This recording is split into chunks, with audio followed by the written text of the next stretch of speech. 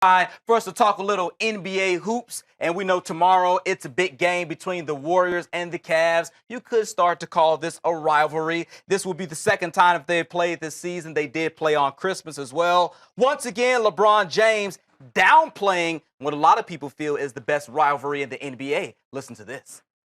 I don't think we have a rival in our game today. We've had two great finals appearances the last 2 years, but I had the same with the Spurs. When I was in Miami, we weren't rivals. I think I played those guys more, so I want to look at it as rivals.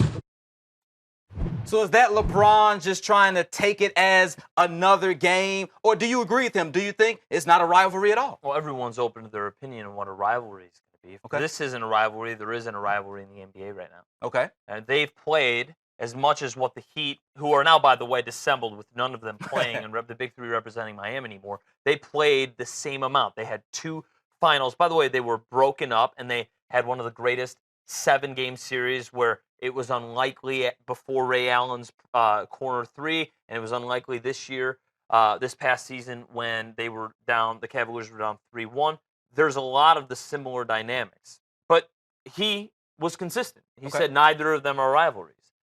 I think in 20 years, we'll look back and this will be a rivalry. Plus, the next 3 or 4 years, there's a bottleneck on who can really win the Larry O'Brien trophy. Certainly think Cleveland is that team in the East. The Warriors, the front runners, but they do have some competition. But certainly if they met again in the finals, I mean, this would be a huge rivalry. Could you see an instance where this rivals a Celtics-Lakers if we continue on this course, like you said, going forward? I think this is how it's going to be very similar, just 30 years later, with different skill sets. But yeah, I think that's, I mean, where the Celtics did it with size, the Warriors are doing it with perimeter shooting in a smaller lineup that revolutionized, and LeBron will play the role of Magic Johnson. Yeah, this is a rivalry. It's why the NBA's been great. It's why for the last 36 years, only 10 franchises have won a ring.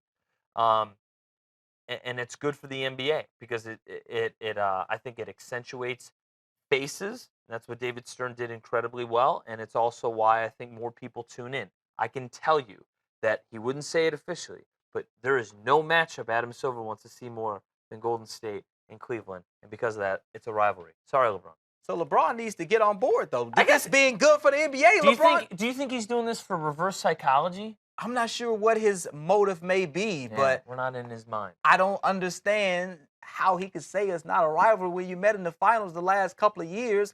They set the NBA regular season record a year ago. And you all beat them, and it's 1-1. Right. If the Warriors had won Game 7, maybe not. Andy Roddick said the same thing after he lost to Federer for like the 9th straight Grand Slam, and they asked him afterwards. He was defeated, swiped in 3 sets.